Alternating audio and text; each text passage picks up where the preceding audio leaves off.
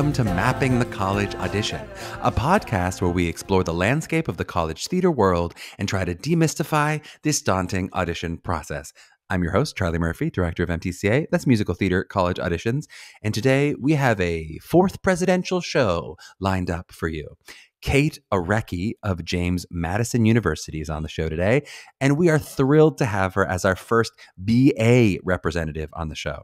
We've talked before about that spectrum of BFA Conservatory all the way to non-audition BA and everything in between. And here's an example of those audition-based BAs we talk about, and a really great example at that. Today on the show, we talk about the flexibility that a BA allows. You can maybe double major, certainly minoring is possible. We talk about the big school vibes of JMU and how they have too many a cappella groups. We talk about their non-prescreen video auditions and the sort of supplemental video that they ask for. And then we talk, not for the first time and probably not for the last time, about loving your material. But Meghan, before we dive into the show with Kate, this is our last episode before May 1st, before National Decision Day. And you and me, we're creeping up on a year of podcasting. Oh my gosh.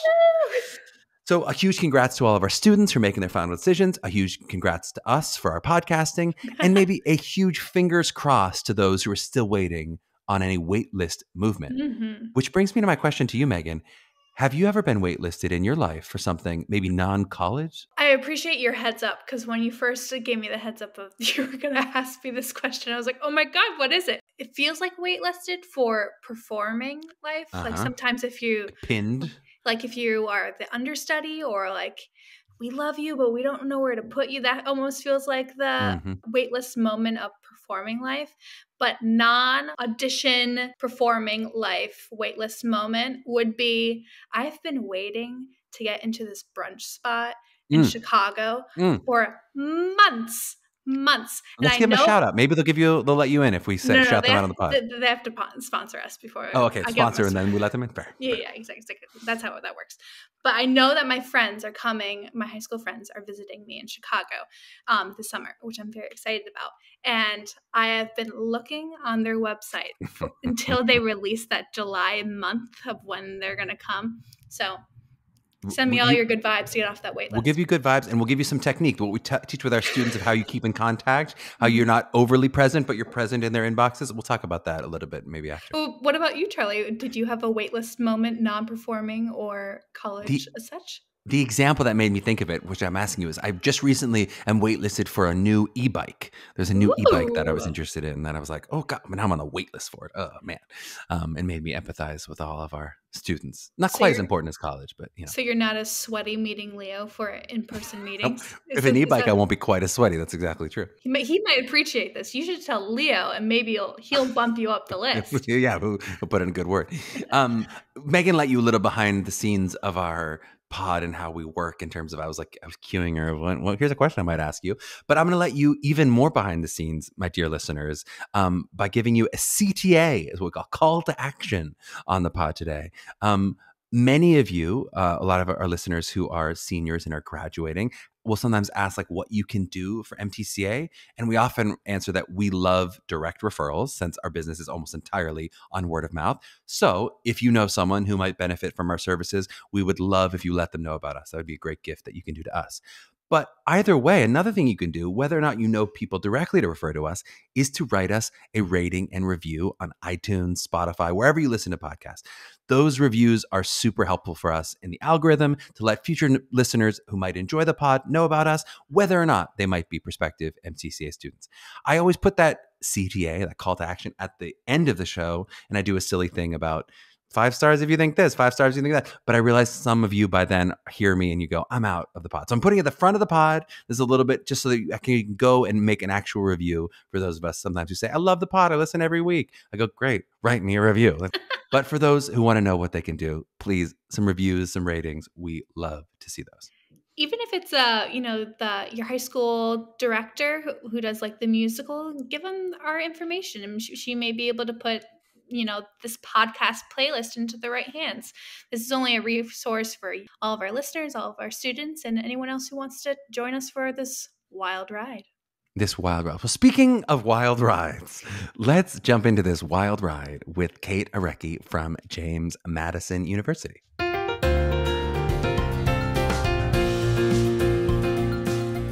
Well, we are honored to have Kate Arecchi from James Madison University on the pod today. Kate has a BFA from Syracuse University and an MFA from Penn State.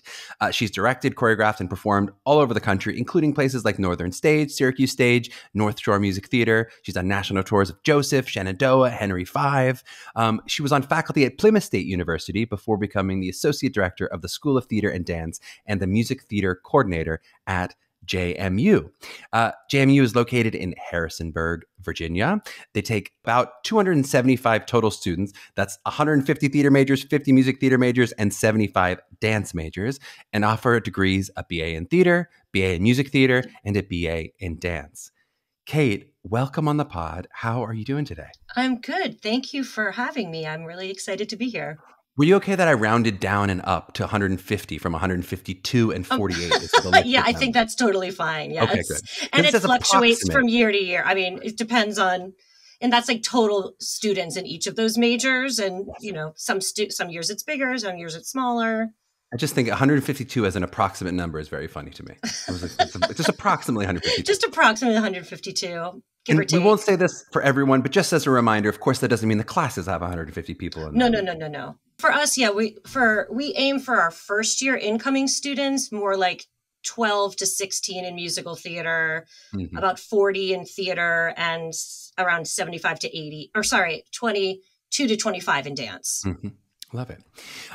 Okay, so let's talk a little bit about your own background. Just kind of catch me up to today, where you are in this illustrious position. Give me a little bit of the previously on episode in terms of how we are today. Yes, well, I was born.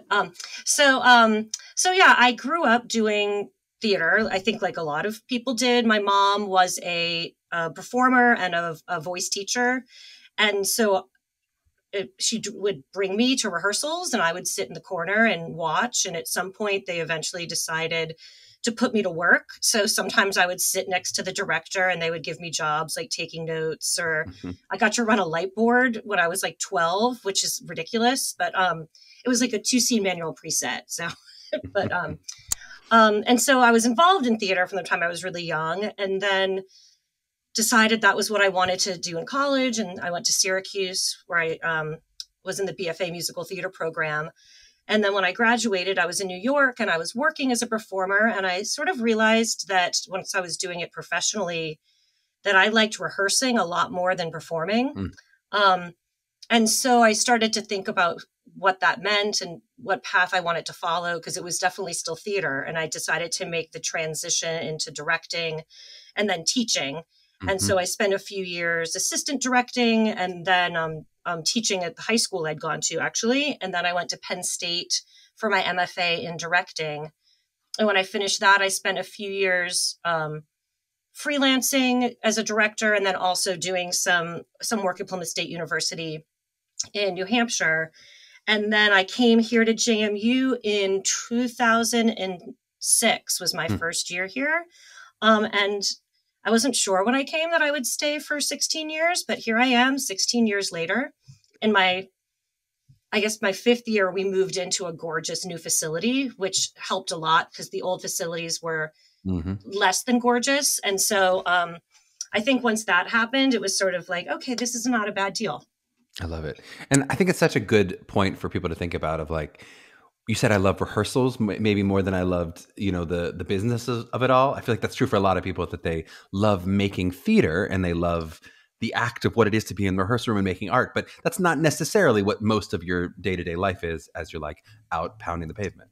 Yeah. And I think too, what I've realized is that so much in educational theater is you rehearse for a very long time and you perform for a very short time. And then when you are working professionally, that completely flips, which is what you want, right? You want to be working. But I realized once, I was like, oh, we're still doing this show, huh? So and I watched my friends who loved performing, and I realized, I was like, yeah, I don't feel that way. So let's figure out what I can do that would allow me to feel that way. Not to get too political on it, but like it is a little bit the American capitalist model of like Yes. quick rehearse because we're not getting paid for that, and then lots of time getting, like the Russian model is like rehearse for forever. They and do. They're like, perform. we don't really care if it ever opens. Yeah. I worked at Hudson Valley Shakespeare for a number of years, and they do that. They have long rehearsal process, and I was like, oh, that's the norm. That's how you should rehearse a Shakespeare play. And you're like, that's just not. You don't. And then get you're like, months of okay, rehearsal. 10 days. There you go. Yeah. So true. So true. Okay, well, let's dive into James Madison a little bit. And I'd love to hear from your 16 years of experience now. What do you think it means to be a JMU student? What is sort of a common thread that you see in a lot of your students that say, this is why you feel like you're a fit here? Yeah, it seems that the students who are kind of the most successful here and the really want to, when they're making decisions, want to be here the most are students who are really passionate about the art form and about performing and performing in musical theater when it's musicals or plays, or if you're a designer. So they're really passionate about what I would call sort of their primary area in the arts, but they're excited to be someplace where they have the opportunity to both dive deep within that primary area, but also expand more widely. We have students who we have a musical theater major who's a senior who's a paid scene shop and costume shop assistant. Mm-hmm. Another student who also stage manages. A student who, for his senior thesis project, wrote an original musical that he's directing, choreographing, musical directing students in right now. And so the students who are here tend to really want to take advantage of being in an environment where they can really explore to become really multi-dimensional artists, mm-hmm. and what kind of work they want to create in the world. And I think the BA model here, because we're a BA program, not a BFA program, allows for a little bit more of that flexibility. Mm-hmm. So they definitely, move together in musical theater as a class cohort in certain courses, but then, how they sort of journey around how they fill out the rest of their schedule is really unique to each individual student. Mm-hmm. I love it. And I want to get in a little bit more into the sort of advantages of BA versus BFA. But before we sort of do the more expansive version of it, let's just talk about the theater training itself. So maybe from freshman year to senior year, for me, either as a theater major or as a music theater major, what am I learning over those 4 years? So take me a little bit through the curriculum. Yeah. So I'd say, the musical theater major is probably a little more straightforward in the sense that students are taking musical theater performance classes with their class cohort. So that's a lot of acting the song, and there's different goals for each course over the 4 years, but they're all related to how do you approach musical theater performance with the tools that you can get from the text and the libretto and the music and movement and all of that. And so there's a series of courses that they take with their class cohort, including an auditioning class, which is part of that, and also a scene study class, a musical theater scene study class, and then a lot of solo work as well. And then I'd say within the acting training, that's both the theater major and the musical theater major, they're in those courses together. That I would say primarily most of us follow more of an action-based system, but there's definitely a toolbox approach. So we're not like, we're a Meisner school where everyone's mm-hmm. going to do Meisner. So depending on each of those of us who teach acting and our backgrounds, experiences, and training, you're exposed to a lot of different ways of working over the 4 years, with the goal of students really developing their own way of working, because it's such an individual thing. Everyone's instrument is different and the mm-hmm. way their brain works is different.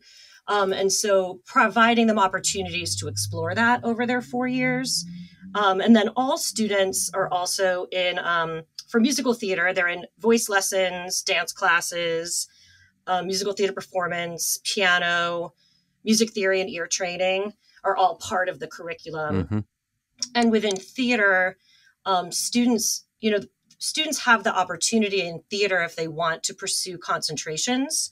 So there's a performance concentration, a design and technology concentration, a theater studies concentration, which also which includes things like dramaturgy, playwriting, theater history, criticism, and then a theater education concentration that has 2 tracks. And one is a teaching artist track, and the other is a K through 12 certification track where they also apply to the College of Ed. And so even though in musical theater there are not those concentrations, we do have some students who are really interested in, let's say they really are interested in theater education. We haven't had anyone try to do the licensure track, but we've had students take the coursework in the teaching artistry track, or some students who are really interested in costume design. So they take like every single costume design course they have, even though they're not officially a concentrator, or adding a concentration in design and technology.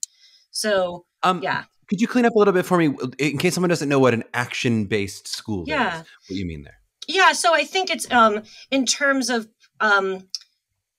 whatever language you're choosing to use, but you're in a scene and you're playing a character and there's given circumstances and you are working to, behave truthfully under those imaginary circumstances, but that it's very goal-oriented. So you're working, if you're working from a text, to really pull apart what you think your character might want overall, what they want scene by scene and moment by moment.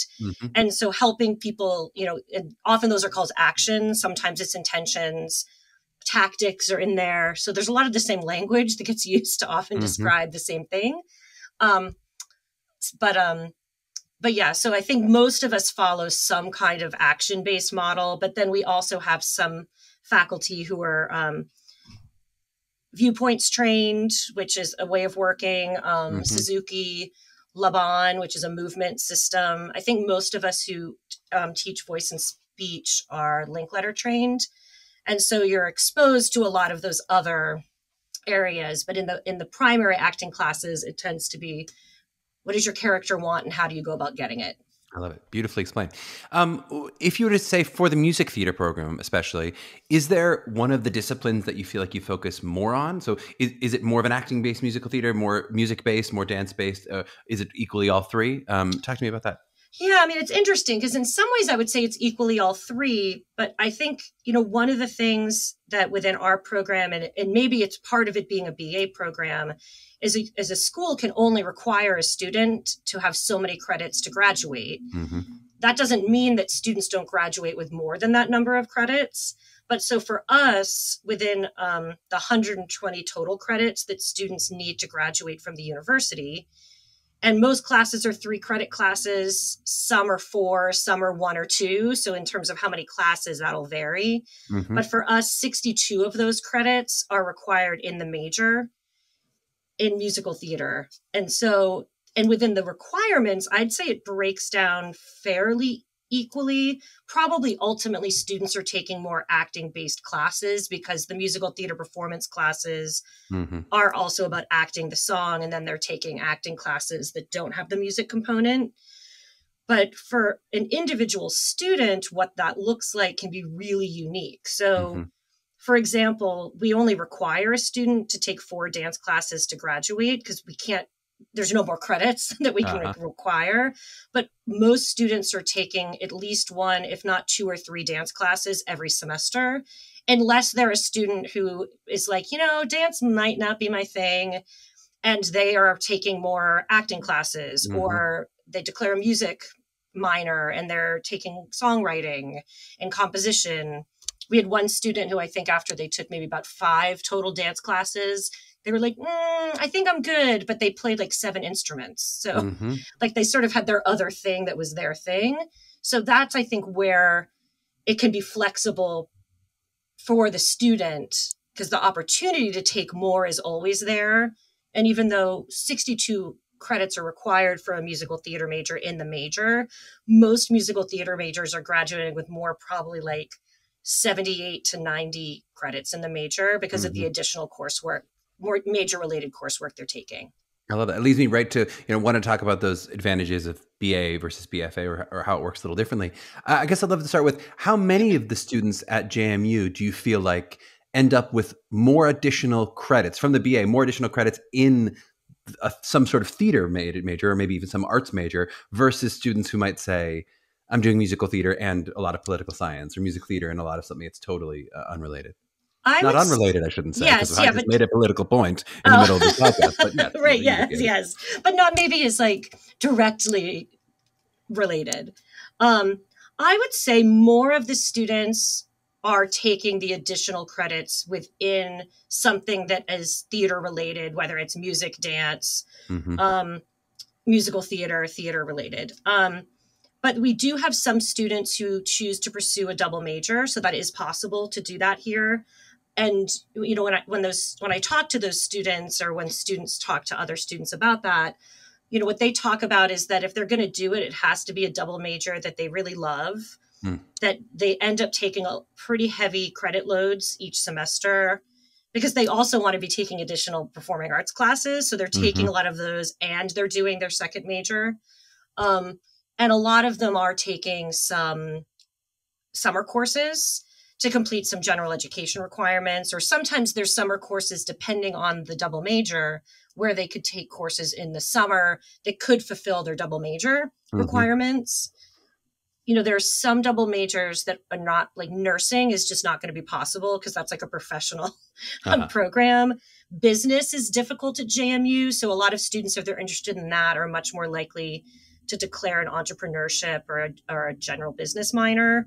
But most others are doable. We have a student right now who's a dual degree with computer science. And we have another student who graduated in, I think, 2019, who had the same double major. Computer science and music theater. Yeah, you're like, there's not a lot of crossover there. That's really, there's a lot more political science than computer science crossover. Yes. And I'd say, you know, maybe in each class, there might be, like in a class of 12, maybe there's 1 to 3 students who are pursuing a double major. It's much more common that students might pursue a minor. But even there, I'd say maybe you get another like 3 or 4 who are pursuing a minor, and then some who are not, or their minor is dance or music. Kind of creating that build your own music theater major of how much dance do I want, how much, adding more music, adding more of whatever the specialty of how I want my disciplines to look. Exactly. And there are even some musical theater majors who it's add on a theater minor, which basically is like, if they're going to be taking those a certain number of additional theater courses, it can actually go towards a theater minor. So it can say it on paper as well. And then what about if I were a theater major? How does that work for me in terms of if, you know, I'm music theater curious as an actor? Maybe I'm someone who sings, or I dance a little bit, or I want a little bit of training, or maybe I want a lot of training in one of those areas. How does that work for me? Yeah, I mean, it's definitely possible. You know, it's within the theater major, their major requirements come up to 48 credits as opposed to the 62 in musical theater.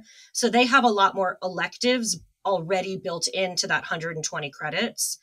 And so a lot of those students who are interested in musical theater, but are a theater major, they will take additional dance classes. There are some voice classes specifically for theater and dance students in the School of Music. There's a musical theater performance class that's specifically for music majors and theater majors. That's a similar class actually to what the sophomore musical theater majors take. But it's specifically for that population of student of music and theater students. And so students can definitely, I think, in some ways, we don't have a musical theater minor, but between, you know, you can take a dance class and a voice class and a musical theater performance class and maybe musical theater history and music theory is available. So a student does have options. And all students can audition for all productions. So it's not like only the musical theater majors are can be in musicals and only the theater majors can be in plays. Really cool. Let's talk a little bit outside of the theater program, just from the broader university as a whole. What do I get from going to James Madison? Yeah, so it's a big school. It's about 20,000 undergraduates, but it's a undergraduate focused large school. So even though there are graduate programs, they're not the focus overall of the university. That doesn't mean if you're a grad student here, you're not focused on by like the teachers in the graduate program. Don't worry, we have no grad students listening, so it's just fine. I just feel like I'm going to get in trouble with the grad school. But to me, it actually sort of feels like a really big liberal arts college in the sense that like the campus as a whole, it's, outside my window, yesterday it snowed, which was utterly bizarre. Or maybe the day before. Yeah, Monday it snowed. We were like, what? But, there's the classic quad and the old buildings around the quad. And for those who aren't watching the video, there's sun streaming on Kate's face. Yes, really there's sun coming in. Yes, it's dappling the room. And so, the university as a whole has a lot of resources for undergraduates. There's tons of student organizations, some that are actually also specific to the School of Theater and Dance. There's something like 12 to 15 a cappella groups. There's multiple improv groups. There's a lot of dance clubs on campus that some of them compete, some perform. So there's ways that students can really get involved. And some students are involved in Greek life. So there's lots of opportunities to sort of get that broader college experience as much as a student wants to within, the School of Theater and Dance structure. We can all agree that 12 to 15 is too many a cappella groups, right? It's a lot of a cappella groups. I have a rule actually that I don't go see any of the groups perform because it's not like all my students are in one group. They're in all the different groups. 15 different groups. And so they used to do, I know, they used to do this thing where they would have like a concert that they do them all together that I hope they bring that back because I would go to that and each group would do like 2 songs and I'd be like, you're all wonderful. I need I'm trying to think of a Pitch Perfect or a Glee joke. I wanted a James Madison. There's a pun there that's just right on the tip of my tongue that I'm not quite there. Yeah. I'll think of it right as soon as the episode's over. Let's talk a little bit about kind of professional opportunities. So let's say I'm graduating from JMU. What kind of resources are at my beck in terms of, getting an agent, if I'm moving to New York, those kind of stuff? Yeah. So while students are here, we have classes that are specifically focused on auditioning and professional issues.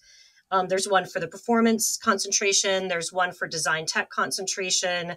There's a musical theater audition class. And then there's also the senior seminar class that all of the senior theater and musical theater majors take, which is looking at sort of like kind of maybe the broader ideas of the industry and the way the industry is working and where people might want to go. And they do a senior project as a part of that, which in a way is setting them up for something that they've created when they graduate. And then we do a senior showcase. Prior to COVID, we had been doing an in-person showcase in Washington, D.C., probably for about 2011 to 2020. Yeah.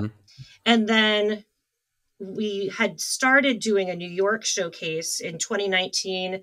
And our 2020 senior showcase was actually March, I believe, 9th or 10th, 2020. And then we did a cabaret at 54 Below the evening of March 11th. And you shut down New York City. We did. We shut New York City. I was like on the train going back home the next day and it was like Broadway shut down. And then I got to Maryland. It was like Maryland shut down. I felt like it was in a disaster film. That was like following me. Little did we know that we were in a disaster film. So, what we've done for the past 2 years with our senior showcase is a digital showcase. And so we are, working. Last year, we worked with an outside professional videographer. And this year we have actually a graduating senior who's been working while he's a student here. He's been working professionally at American Shakespeare Center in Stanton as their digital content creator. So we hired him to do our senior showcase this year. And then Kate Lumpkin directed it with him. And we're in the editing phase right now. So it's going to be launched soon. Super cool. And do you have the sense, is that something that's continuing now, even as we might at some point get an in-person something coming up? Yeah, so I think that's what we're trying to gauge. And I would think that's what most schools are trying to gauge is sort of how much did COVID permanently shift the industry? I mean, the self-tape thing is huge. And how much are agents and casting directors going to really be excited to go to in-person showcases if they can watch a really quality digital showcase in their living room? I suspect, we'll keep track on sort of what's happening in the industry, but I suspect we'll keep some kind of virtual component, because what that also gives each student is something that's like a well recorded, crafted thing for their own websites.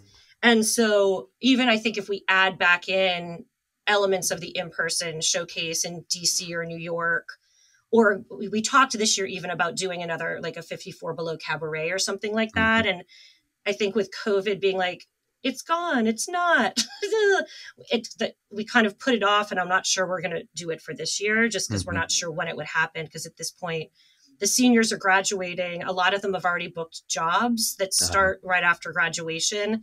And I was like, well, how dare they?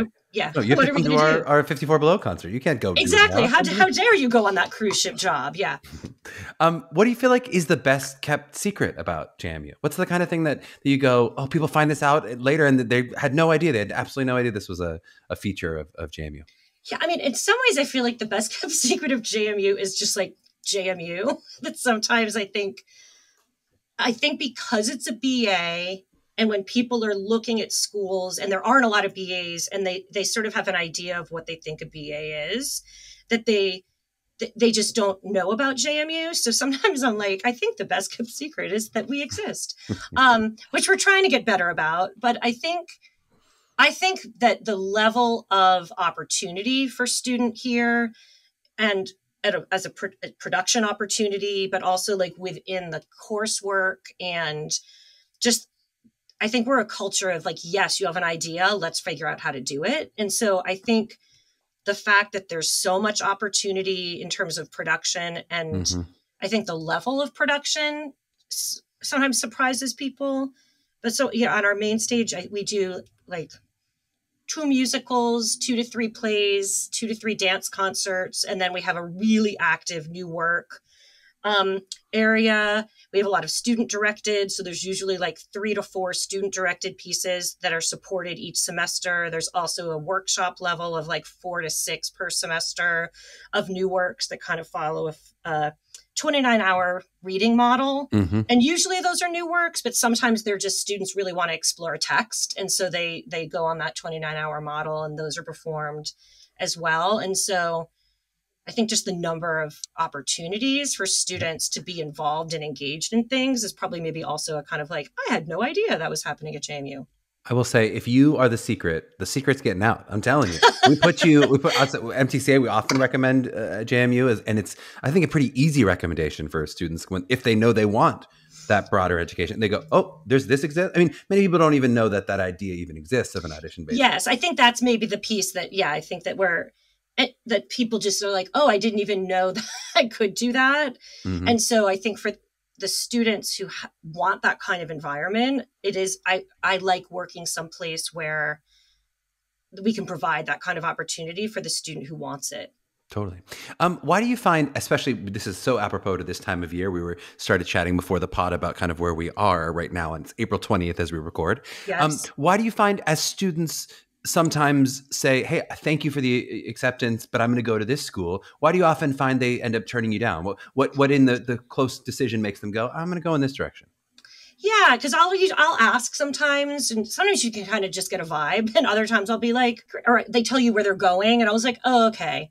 I would say for some students, something we've heard is that they were deciding between us and a school in a city, and even though technically Harrisonburg is a city, it's not a city.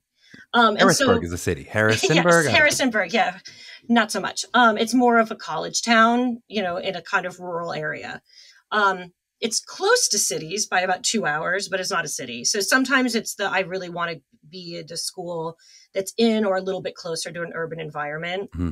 I think some students, even if they're excited about the idea of all the opportunities and the flexibility of a program like ours, they are not always as excited about the gen eds they have to take. So in a lot of BFA programs, you just don't have to take that many gen eds. There are some where you do, we're comparable, or maybe a little bit more, but at least comparable.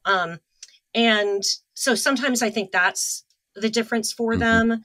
I think sometimes it's finances. We're a state school. And so for in-state students, it's definitely a really good deal. For out-of-state students, it's not a horrible deal, but JMU doesn't have the level of scholarship money to give that some other schools do.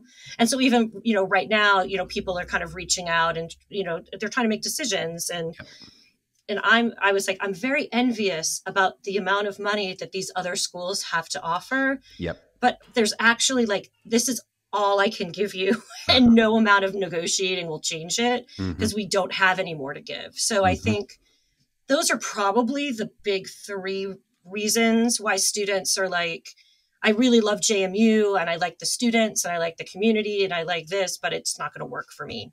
I love it. Yeah. And I think some of those factors, we often tell our students, some of those factors aren't things that aren't changing. So if they knew they wanted a city, you're like, well, then why did you apply? Or, if you knew for sure you wanted a strong BFA, I'm like, well, then, but often, what we always say is that often people don't know at this point early in the process. They cast a wide net and then. Yes, on purpose to kind of get a sense. And I think that's the other thing, when I talk to students when they're juniors, because that's this time of year is revisits for people who've been admitted and early visits for high school juniors. I say often, I'm like, if you think you might be interested, why not apply? Right. Sometimes you don't know until you go through the process exactly what you want.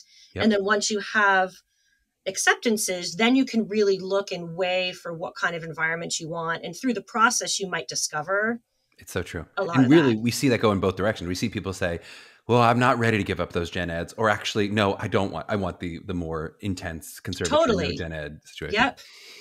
One thing I wanted to ask about, you mentioned the in-state versus out-of-state tuition idea. How does that work for you in terms of, some schools after a semester, you can apply for a certain, are there any tricks in terms of it's after a year? If my mom says she moves to Virginia. Virginia's not great on the tricks. They're pretty if I understand correctly, we're not even able to do things like out-of-state tuition waivers, which other schools can do.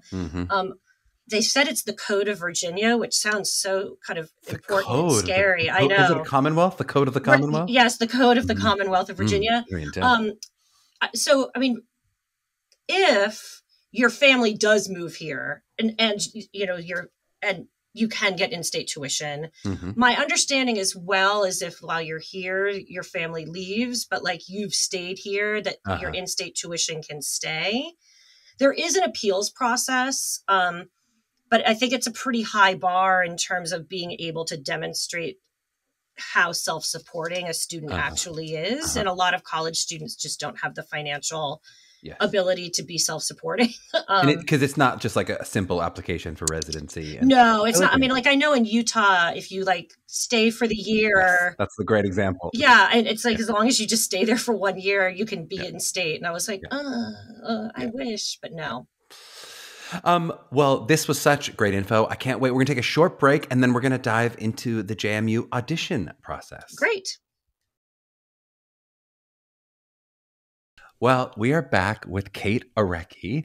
We're going to talk a little bit about the JMU audition process. And I'd love to start with just in general, what do you think makes a great audition for you?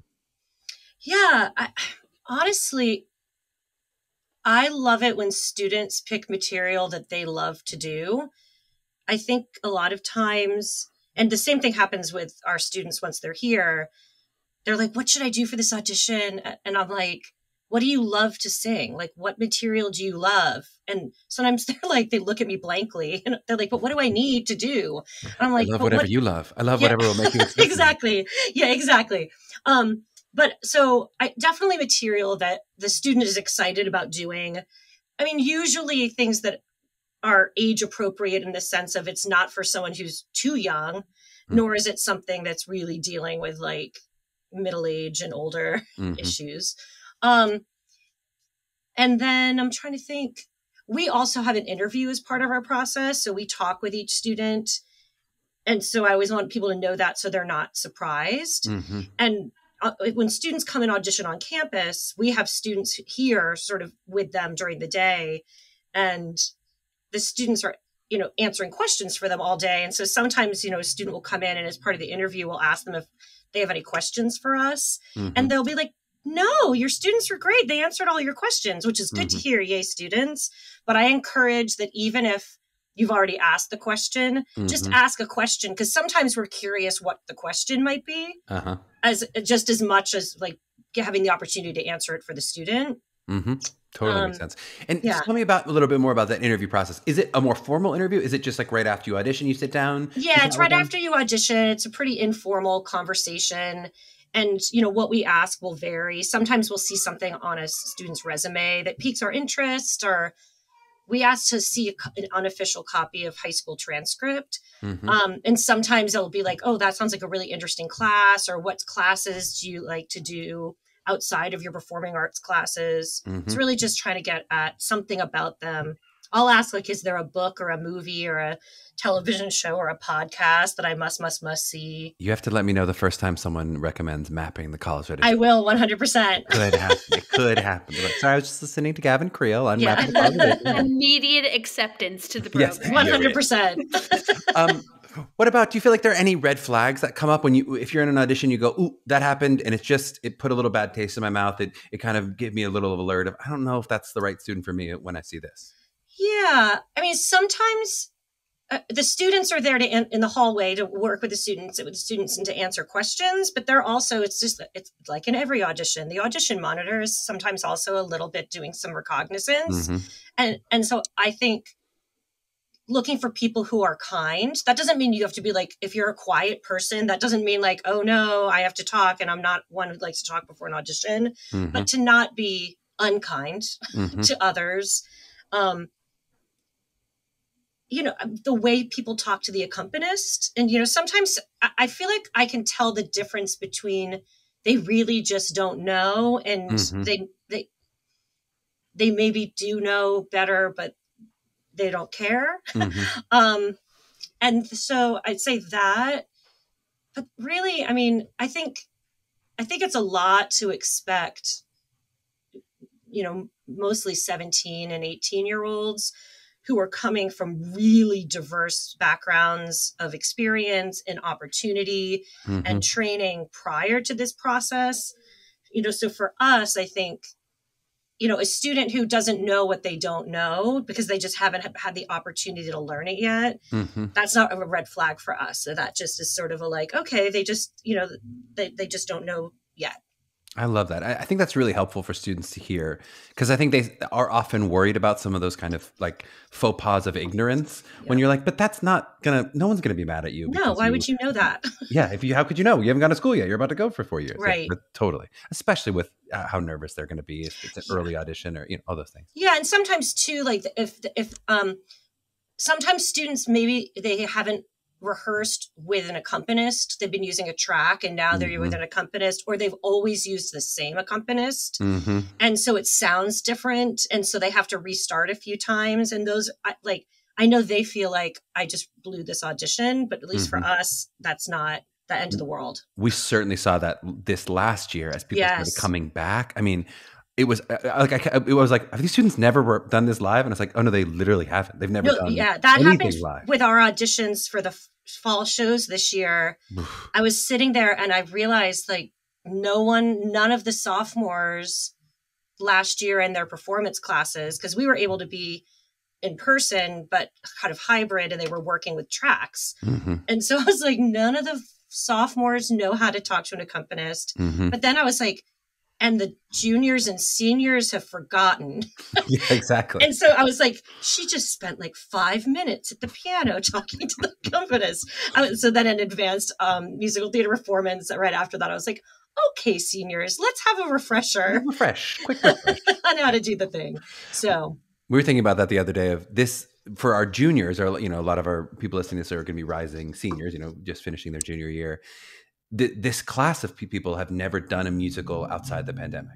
So some of them, if their school wasn't doing a musical, or if they were only doing it with mass or whatever, you know, different schools in different areas have different precautions, but from their freshman year, they will have had a pandemic. Yes. That's crazy. And then so many of the students who are here now, you know, the sophomores auditioned in person, but their whole freshman year was bizarre. The current freshmen, so many of them auditioned from their bedrooms or their like basement rec rooms or wherever outside. Their nurseries, as you will. And so, I mean, it's it's wild just to see how much this is impacting things that you wouldn't think of. Let's talk a little bit about your video audition. So you ask for a supplemental video, but it's not a pre-screen for you. So some people use that word pre-screen when they actually kind of mean supplemental video, but I'd love to hear, how do you use that video? How's it used in the admission process? Yeah, so for us, we don't require pre-screen. We do follow the common pre-screen criteria just to make it easier for everyone for the video submissions. And really also, that's also kind of what we model our live audition. So the students aren't trying to come up with like 17 different versions of an audition. For us, I guess we probably use it twofold. And one is for reference. So, we start auditioning people in November, and we're auditioning people through February. And while we do make some decisions from those early auditions, and those students might know if they apply academically early action, they might know in January if they're in their program. There are some other students who either are deferred to regular decision or we don't feel ready to make a decision yet. And so having those supplemental videos there, sometimes just along with our notes, can give us a sort of a person moving through space reminder of what they of who they are. And then also inevitably what happens is we're someone's last audition. Our auditions end kind of early because of some deadlines from the admissions office. So we're like early to mid-February and we really can't go much later, and they get sick and they don't have any videos to submit. And so by having already submitted those videos, if something happens, we can use that as a video audition. And then if we need to do a follow-up, we can do like a Zoom callback or something like that, like we would with any of the video, because we'll also accept video only auditions. And then so it just helps live us. Interview follow-up. Exactly. Love it. And I noticed that you say it doesn't have to be the same material that you perform. Do you recommend that it's the same? Do you recommend that it's different? Do you have any preference? I don't know that we have a preference.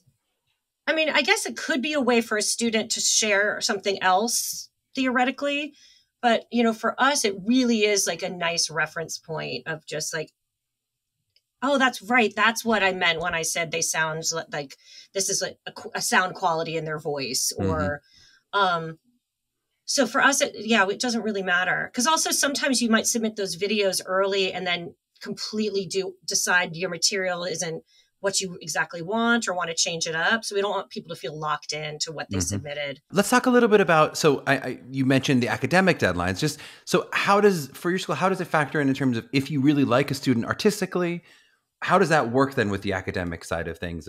Is it a percentage of I get 50% vote or I get the final say or they get the final say? Is it about minimums? How does it work in terms of how you work through that? Yeah. So I would say for us, it's kind of like side by side in a sense. So students apply academically to the university, and they also use our application, the supplemental application, and audition for us. And the academic admissions is looking at the students purely through the academic lens. We do make recommendations to academic admissions of the students we would like in the program. And that can help a student who might be on like borderline for them. Maybe they would have been a wait list, but now they feel comfortable with them being an admit or something like that. It can tip the scale to them being admitted. Academic admissions will tell us if there's a student that we really like who they really are just concerned they're not going to be academically successful at JMU. And they will say, we can't admit them. And so that's one of the reasons why we also asked even to see just an unofficial copy of a student's high school transcript, because it gives us a sense of a student who we might really love, but then we sort of look and we're like, I suspect this would be a no from academic admissions. And then academic admissions is, for students that we might not admit to the program, but the students admitted academically, they can be admitted academically to JMU. They can choose to come to JMU in another major. Some students do that and will re-audition, or sometimes if they've only auditioned for musical theater, they'll come to JMU and then they'll audition for theater once they're here. And so And some actually, I think I've seen some students who come to JMU, and I think they kind of over the course of the process realize that maybe performance isn't what they were interesting to them as they thought. And so they come to JMU in a totally other major. And sometimes they end up minors or they're here peripherally, but I was going to ask that. I forgot in the top half, I was going to ask about non-majors. Do they have the ability to take, because a lot of conservatories won't let non-majors come into an acting class. You have to be a BFA acting major, a BFA musical theater major. If I'm a non-major, can I take an acting class at JMU? Yeah, so yes, you can.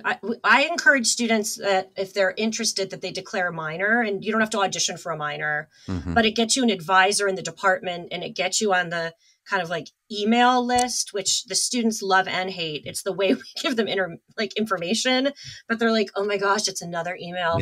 We know our students don't read their email. I know they don't. That's the biggest thing. I'm like, read your email.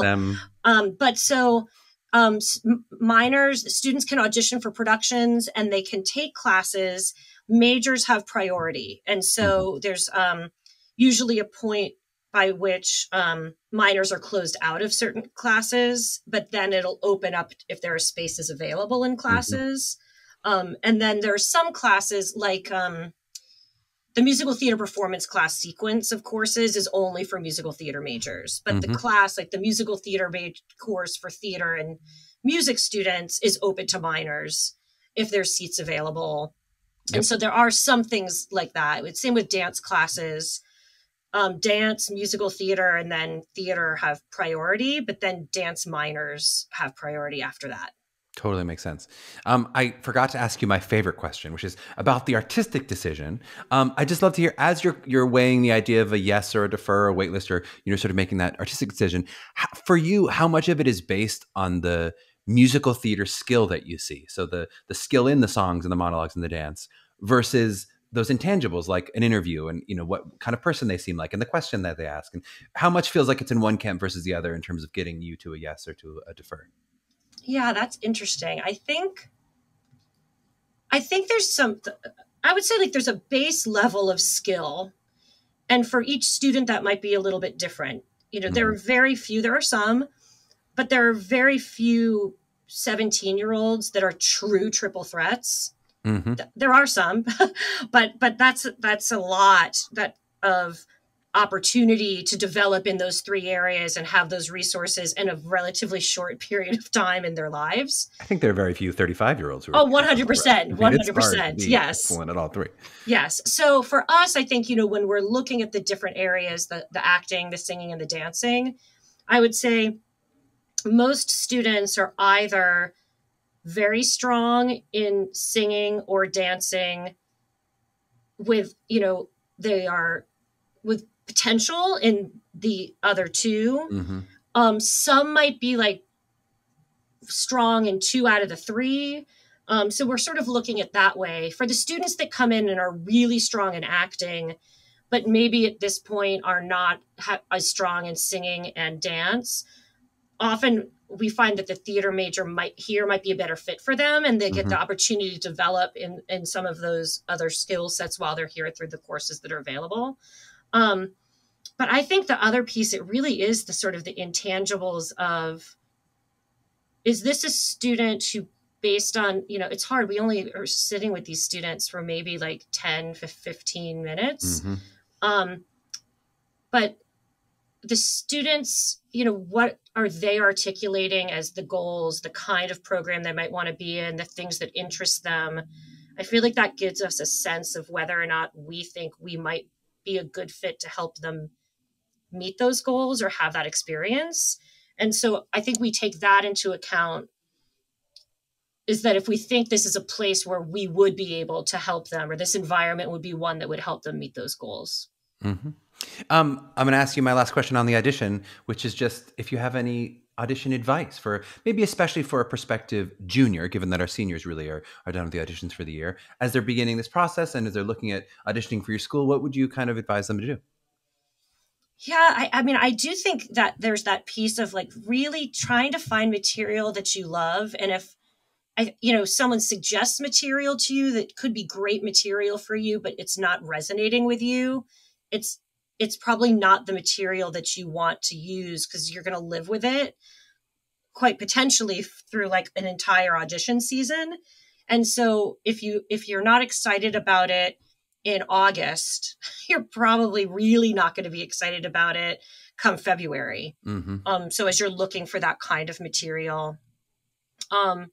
Well, can I burrow down on that a little bit? Because I think I'm kind of speak for my students here who might say, what is love, really? I know, yeah, I get it. Because I really, a lot of some students go, great, this is easy. I love this song, I'm in love. And they can fall in love with anything easily. Just like it's people who fall in love with people easily. Yes. More difficulty. But definitely a lot of our students, I think they've heard that advice. They've heard, be your authentic self. It's our motto. Yeah. It's something they've heard that. And they've heard, do material you have to love. Almost everyone's going to say something like that. But I think it's difficult for a 17-year-old to know, is it love at first sight? What does love mean? Does feel safe with it? Like, I don't know that they know. So I guess like how to almost like what's the rubric to discern that, right? When do I know that I'm in love? Because it's just like in human life. In life, I don't know. Yeah, and I don't know. I'm well over 17. Yeah, exactly. That's your love. Yeah, I mean, I think there's some different ways. I think sometimes students are like, I must belt my highest note to show them I can sing this note. Therefore, I must find material that does that, regardless of whether the story is interesting to me or I particularly like the music. And so I guess that is a rubric to look at, but I'm like, we can vocalize you to see if you can sing higher. I think it's like, is the story fun to you? Is there something in the story of the material that you want to communicate or use to communicate? Because then as you continue to kind of dig down into it, there's going to be more and more for you to discover as you continue to do it. So even if you're not like, I love this song, but at least you're like, wow, there's something in this lyric that's exciting to me, or the story, or the character's point of view, or I just love this melody sometimes too. Like there's something in that really speaks to me. And what does that tell me about what's going on with the character? But I'd be able to live with it and for a longer period of time. I think that is a great explanation, definition. I always talk about something about curiosity, something about, just like a real person where you don't go, I know everything about this person after the first date. I'm like, right. Probably not someone you want to spend your life with. If you're not like, I could keep talking to them and learn more things. And you want to. Yeah. If the first date and you're like 2 minutes, you're like, all right, that was great. No, I get her very well. This is who she is. Got it. Great. Yeah. It's knowable in one date. I love it. Let's just do a little bit of sort of looking back and looking ahead as we wrap up. I'd love to talk about some of the specific challenges. We were talking about it a bit with what the students have gone through, but in terms of James Madison, some of the specific challenges of the past few years, what adjustments have you made, over the past couple of years? Yeah. So, when we all went home in March of 2020, obviously, like everyone else, we just sort of very quickly learned how to use Zoom. I think most of us would say that spring of 2020 just felt like a by the seat of your pants sort of experience of doing the best you could with a bad circumstance. For us, once we kind of got a sense that, like everybody else, we were like, oh, great, it'll be like 3 months or like 2 weeks, 4 weeks, 3 months. And then we're like, nope, I guess it's longer. So JMU made the plan that we were coming back in the fall of 2020, but that there would be courses. Some would be online, some would be hybrid. So partially online and partially in person. And so we spent the summer at that point setting up all of we knew we weren't going to be able to do production in the traditional sense in terms of audiences, probably in the spaces, at least not for the fall. So we converted our main stage and our studio theater performance spaces into classroom spaces because there was more ability for physical distancing. We got 180-degree cameras that could be in all of our classrooms and moved around the spaces. So sometimes for a dance class, for instance, like half the students would be on the main stage with the instructor and some other students would be in another classroom dancing and watching on video or in their kitchen. So, we kind of did all of that setup. And then really the only performance stuff we did in the fall was like 100% like they were making music videos or like short films and that kind of thing. And then in the spring, we were able to do some production. Some of it was still fully digital, but we did a production of Godspell outside and then had it professionally recorded and streamed. Same with a dance concert. And then we did an original play that could only seat like 12 people in the theater, but we recorded it and then streamed it. So that's how many people come see a play anyway. Let's be honest. Yeah. I've been to Broadway. That's how it works. Yeah. So, well, maybe more people saw it through the streaming then. Yeah, exactly. So, and so like that was sort of like, 2020, 2021, but this year's been pretty I would say this year's been pretty back to normal for us. Like we're at, and have been all year at full capacity in our classrooms, in person. In the fall, we were wearing masks in classes, although we did have some permission in singing classes if they were singing a solo and we had plexiglass. But like that's how we did our auditions too, so the student could take their mask off. We were rehearsing masked, but we could perform unmasked, and that was probably all the way through the once, which we did in March.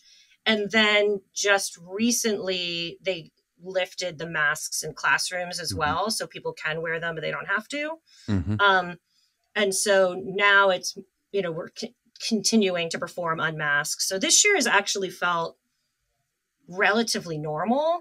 But I would say that some of the things that we learned from the pandemic, I think we spend in all of our classes a lot more time on the self-tape aspects. But also, how do you translate? I think a lot of the students are like, they'll even say it. They'll be like, I felt like I was a little bit today performing like I was in a Zoom box, and I need to remember I have a body and I can move around the space. And so, I think we talk a lot more about the difference between kind of a self-tape or a virtual kind of Zoom audition and, a performance in a live space or an audition in a live space. I love it. And what about the 2022-23 audition season? Do you have a sense of, are there still going to be some virtual auditions? Are you going to be back to live, full time? Yeah, I would say we were live for most of our auditions this year. We've always accepted video submissions, but I think we were more transparent about that fact and set the system up a little more easily for students to do that. Whereas in the past, it would be video as a last resort. Yes. Yeah. If they really couldn't come. Yep.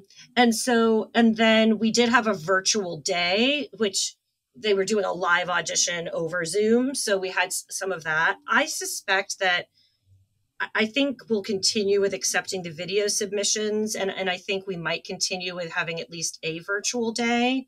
I think the challenge there is sometimes an issue of timing in a way, just because of the way our season for auditions in the spring semester is relatively compact. There's really only about a month while we're in session where we can plan auditions, and putting a virtual day in there. It's for students who want to come to campus to audition. It kind of like takes that away. So we tried a half and half day this year, which kind of worked okay. But I do think there's a benefit for students to be able to submit a video audition if they so choose, or to have some kind of a virtual option. It cuts down on travel. I think from like an equity and access standpoint, it just opens up more opportunity for students. So true. If people want to follow and hear more from you, we know we can do at JMU Musical Theater on Instagram. Yes. Are there other ways that we'd want to reach out or follow up with you personally or follow up with the school? Yeah, sure. I mean, people can always email me at my email address, which I can spell if you'd like, or I don't know if you put it in. We'll put it in the show notes. Yeah, they'll just click perfect. it. I was like, because once I spell it, that's interesting to listen to. A bunch of C's, there's an H in there somewhere. Exactly, and the K and an M, and I try to answer emails as quickly as I can. We haven't scheduled them for next year yet, but we do schedule certain visitation days that students can come and have a tour and talk to faculty and students while they're making decisions about where to apply. For students who've been admitted, they're kind of a little bit more robust, usually with opportunities to sit in on some classes. We used to do something with an overnight in the dorm, but with COVID, we haven't done that. And I don't know if we'll go back to that exactly. it's sort yeah, we have a new director of admissions for the College of Visual and Performing Arts, and who started actually, I think, like March 23rd. And so, yeah, we're like, welcome to the middle of it. So I think we're going to have some conversations about those kinds of things moving forward. Well, it was such a pleasure getting to chat with you, Kate. Thank you. You too. Thank you. This is a lot of fun.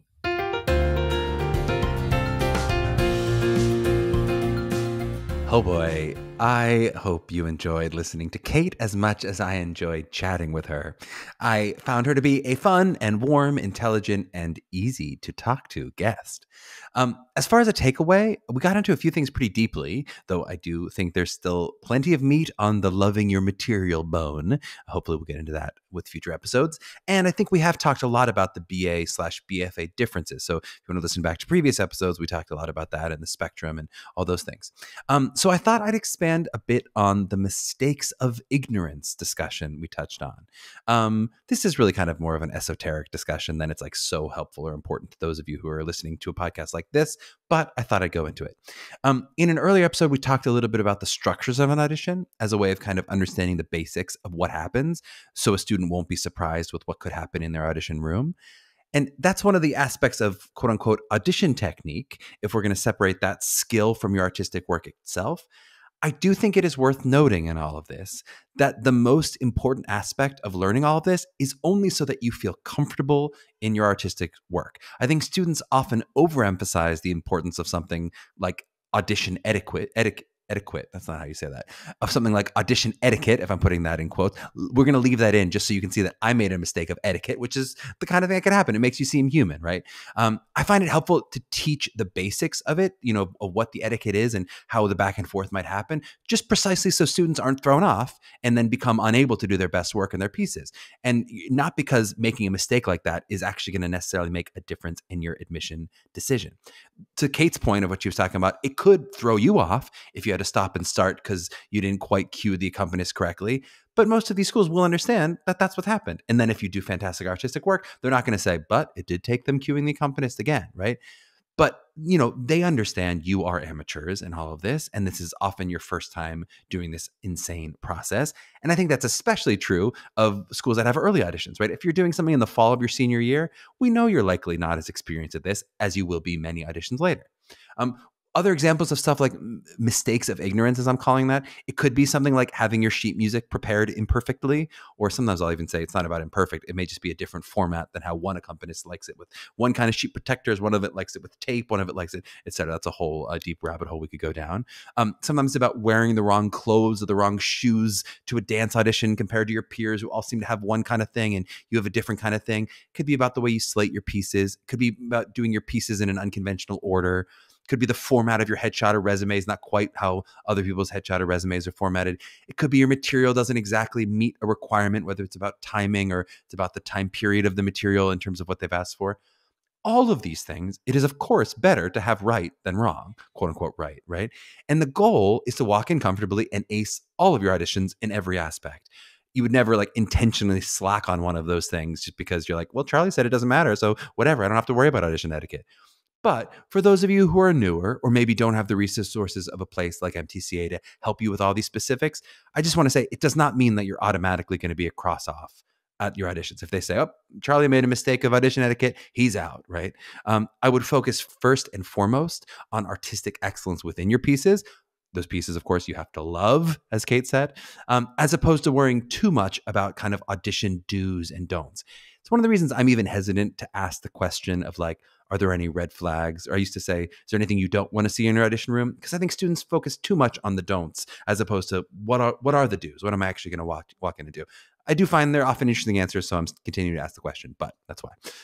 You have to remember, schools are looking for talent and ability and interesting human beings to work with as students more than they're looking for someone who will check every box correctly, exactly as they like it.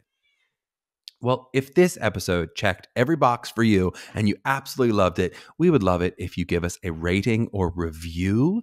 We suggest 5 stars if you agree that 15 a cappella groups is just too many, and an ironic 5 stars if you have a fever and the only cure is more a cappella groups. If you're interested in working with MTCA for help with your individual prep for your college audition journey, please check us out at mtcollegeauditions.com. You can also reach out to Meghan and me directly and contact us in oh so many ways. All of that info is in our show notes. To my young artists out there mapping their journeys, what is love? Baby, don't hurt me. We'll see you next week.